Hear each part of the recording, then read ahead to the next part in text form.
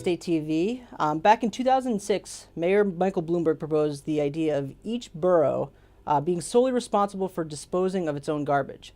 Now, from this came the plan to build the 91st Street Waste Transfer Station in the Upper East Side, a move Mayor de Blasio has repeatedly said he supports since he took office. Now, in order to facilitate the garbage trucks coming and going, there needs to be a ramp built. And in November, the city shocked residents in that area by announcing that the nearby Asphalt Green recreational facility would be shut down at times during the construction of the ramp. I'm City and State Executive Editor Michael Johnson, and joining me today to talk more about this is Maggie Seigel, the Executive Director of Asphalt Green. Thank you very much for joining us. Thank you, Michael. So before we get into the details of how the city kind of shocked you guys with this announcement and also just the details of building the ramp, I want you to tell our viewers a little bit about what Asphalt Green does and how this would impact the community that uses the facility there. 42 years ago, Asphalt Green was formed by some wonderful neighbors who had a lot of vision to put together a sports facility for the entire neighborhood. And we're delighted today to now have a 5.5-acre campus on the Upper East Side with a Olympic-sized swimming pool, a huge turf field, and our original Murphy Center used for a variety of sports activities that is now a landmark in the city of New York.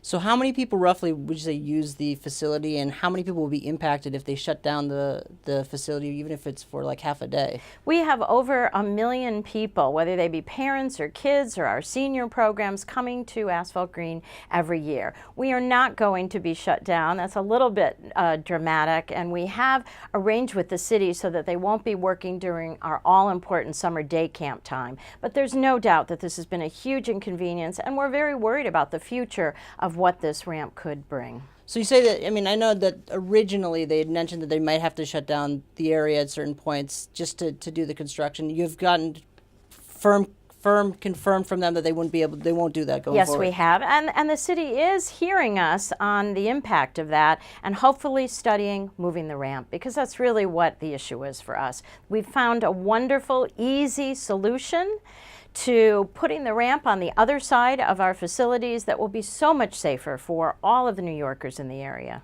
So let's talk about the specific plan with the ramp and the problem with the ramp. And I know you brought this picture, so I'll hold it for you so you can explain. But you know, this is the proposed route, correct? Yes, this is a picture from 25 years ago when obviously the neighborhood had a lot less people, but it does show you the old ramp, and the new ramp is pretty much designed right now to go to the same place. This will be a much, much larger MTS, 10 stories and much wider and higher. But we are talking about this ramp going around the other side of our building. And your concern right now is obviously if this ramp's right here, you have a playground right here, you have the athletic fields right here, you have a lot of kids that walk back and forth around the area right now. And the trucks would be making a right-hand turn, and from all studies, that's where almost all the accidents occur. You've got a driver way on top of a truck way high up, and he's not going to see these little kids that are down on the ground. There's also the issue of what happens in the back wheels of garbage trucks. York Avenue is not a truck route, so it's not designed for this at all, and it already has quite a bit of traffic on it because of the entrance onto the FDR right there. For safety reasons, for air quality reasons, for all of those reasons, this ramp really needs to be moved away from all the kids. So, and this ramp is still existing, but you were telling me beforehand that they actually have to tear the ramp down to rebuild it, even if they did. Yes, they do. This is a very old ramp that's just been sitting there unused for over 20 years now. So that ramp has to come down and a new one to be built. So we are not talking about a lot of money in terms of the entire project, which is now in the hundreds of millions of dollars. This ramp needs to be moved. Gotcha. Now, really quickly, I mean, it seems very simple to say you can just move back here. What's been the pushback from the city, or has there been some pushback from the city? Is there any cost cost concerns they bring up to say that maybe we shouldn't build it there?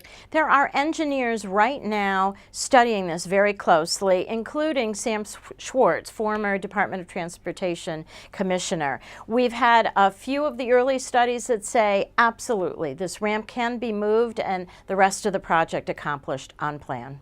And I know you've been very active with an ad campaign going forward. I'll hold this up really quickly just to show as well. This is the full page ad you took out in the New York Times. What's the response been for the ad campaign you put forth? The ad campaign has been extremely favorably received. It makes the issue, which has been a little bit complicated and been going on for quite a while, I think much clearer, much to the point, and we're very focused. It makes no sense to have all of these garbage trucks going through two parks where there are so many kids every single day. We hope the mayor sees that. The mayor is all about Vision Zero. We applaud him for that initiative, but when you read about Vision Zero, it starts with design, and he has a very easy option to move this ramp for safety reasons and change the design.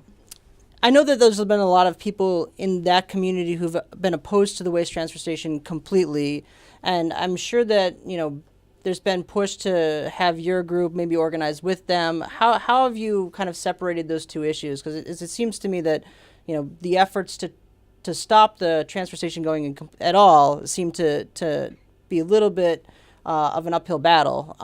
So how have you navigated that kind of area there? No one wants a garbage dump in their backyard. We are very aligned with our city residents in Brooklyn. We completely understand the needs for equality when it comes to garbage across all 5 boroughs. We have really tried to focus on the issue of safety for the neighborhood. Where the ramp is right now makes absolutely no sense. Gotcha.